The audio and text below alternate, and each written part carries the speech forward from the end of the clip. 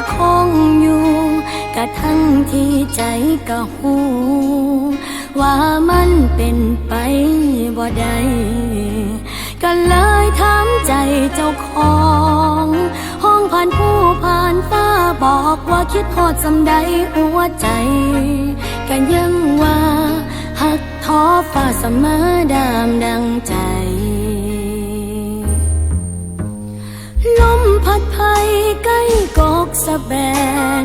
ฝ่ายำแลงแสงตาเว้นอ่อนคำคอยลงบัดแห่งเงายามนอนแสนอาวรคิดฮอดสุดใจ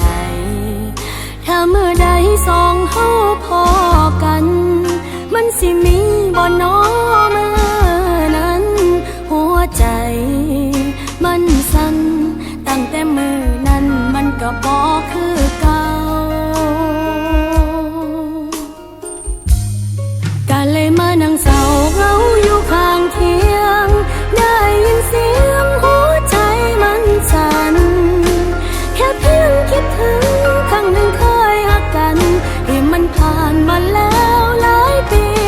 ที่ต้องมานั่งเศร้าเหงาอยู่ข้างเคียงที่เคยข้างเคียงกับเธอมองนี้ความทรงจำครั้งหนึ่งที่เคยรู้สึกดีแม้นมือนี้มันสิบอกคือเก่า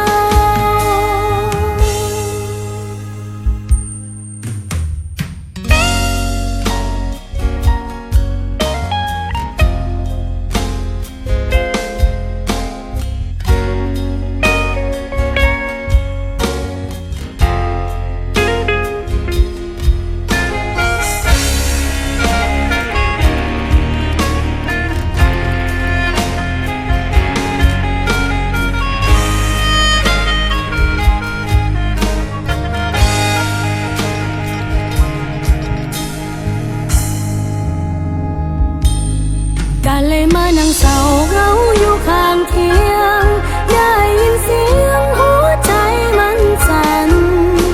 แค่เพียงคิดถึงครั้งหนึ่งเคยรักกันที่มันผ่านมาแล้วหลายปี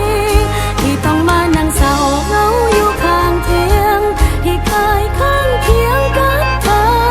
มองนี้ความทรงจำครั้งหนึ่งที่เคยรู้สึกดีแม้นมือนี้มันสิบอกคือเก่าย้อนว่าเงาย้อนคิดฮอดความเก่า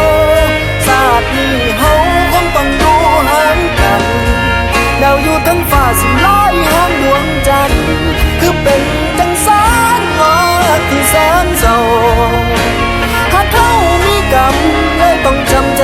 ห่างกับความหลังที่มันห่างกะสร้างมา